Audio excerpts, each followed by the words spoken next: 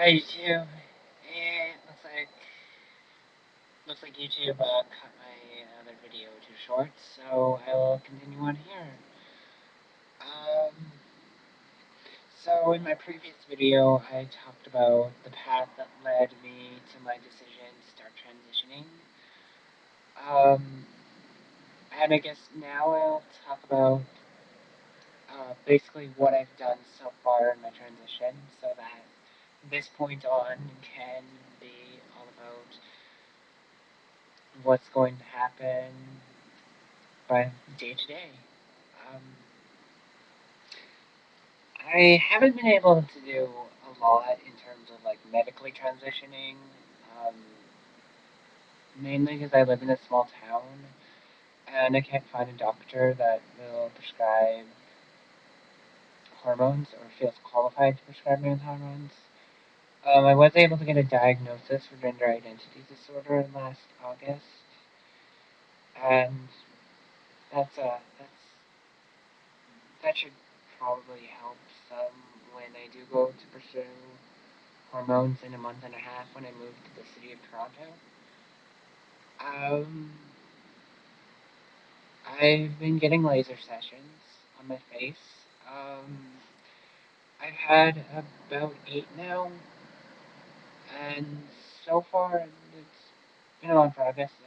I have a little issues on my chin still, but it's mainly just peach fuzz now that grows in. It's nothing very noticeable. So it's pretty nice. And when I do shave, it comes in really smooth, so you can barely feel anything. And I don't get any 5 o'clock shadow anymore, which is great. So a lot of progress there. Um, Last summer, I got my ears pierced for the first time. Here's some cute little cupcake ones. Um, Well, actually, I had gotten one of the ears pierced before, but this is the first time I got them both, and the first time I got them with nice girly ones. Which is yay! Um, I've replaced my nailish glasses with very feminine ones, and actually the glasses help a lot in passability, which I've noticed. Not that I look too bad without them. It's just, yeah, they really help. Um, I replaced my whole wardrobe. I barely have any boys' clothes anymore. Basically, the only boys' clothes I ever wore unisex, and they're just because there's some significance to them, like my college um, program T-shirt. It's more unisex,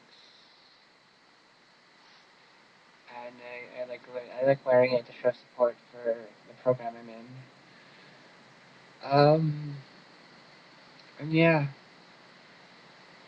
Um, I have a legal name change. Actually, I got the name change certificate in the mail about last week, and I just jumped for joy when I got it. It was just amazing to see old name, like the name that I'm never going to have to use again, and the new name, which I've been using for the past 6 months. Well, before then, actually, I had gone by another name before that, but I came to the decision of the official name about 6 or 7 months ago. Um,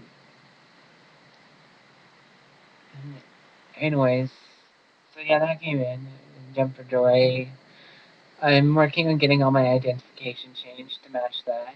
Um, so I'm really excited about that. I got a whole bulk of it done. I really just need to go see my doctor and eye doctor and all that, and have my name changed with them, and with the telephone company and all that. And I also need to get a new social insurance card, and few more things, and then I'm good to go. So I'm really happy about that. That's a lot of progress. I've been waiting for that paperwork to be processed for 3 months. They kind of did discriminate a little bit.